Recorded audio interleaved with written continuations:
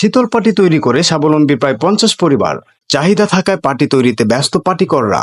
M K Kamrul Islam, Barishal থেকে। ঝালকাঠি জেলার নলছিটি উপজেলার কামদেবপুর ও গোপালপুর গ্রামের প্রায় 50 পরিবার শীতল পাটি তৈরির কাজের সাথে জড়িত।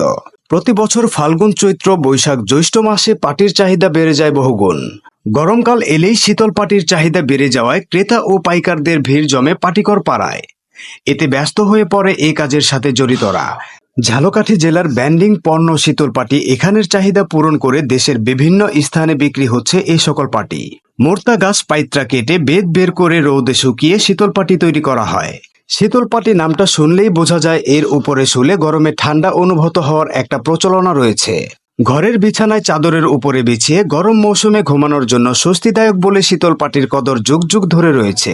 গ্রামীণ এই ঐতিহ্যবাহী পণ্যটির এখন বিদেশেও চাহিদা রয়েছে। বংশ পরম্পরায় অনেকে বাপদাদার এই পেশাকে ধরে রাখতেই এ কাজের সাথে জড়িত রয়েছে এখনো। সবচাইতে বেশি পাটি বিক্রি হয়ে থাকে চট্টগ্রাম লালদিঘির পাড় মেলায়। বছরে 4 থেকে 5 হাজার পিস শীতল পাটি বিক্রি করে থাকেন এখানকার পাটিকররা। গোপালপুর কামদেবপুর এলাকার প্রায় 50টি পরিবার স্বাবলম্বী হয়েছে শীতল পাটি বিক্রি করে। তাদের একমাত্র পেশা হচ্ছে পাটি তৈরি করা। পুরুষদের পাশাপাশি মহিলারাও পাটি তৈরির কাজে সহযোগিতা করে। পাটি বিক্রি করেই চলে তাদের সংসার। শীতল পাটি তৈরির কাজ 12 মাসই কম বেশি থাকে। তবে গরমের মৌসুমে সবচাইতে বেচা বিক্রি বেশি হয়, কাজের চাপ খুব বেশি থাকে। পাটি তৈরি করতে একজন লোকের 2 থেকে 3 দিন সময় লেগে থাকে। প্রকারভেদে প্রতিটি শীতল পাটির দাম 1000 থেকে 2000 টাকা পর্যন্ত পাইকারি বিক্রি হয়ে থাকে। তাতে করে একজন পাটিকর বছরে 1 লক্ষ টাকা থেকে 1.5 লক্ষ টাকা পর্যন্ত আয় করে থাকে।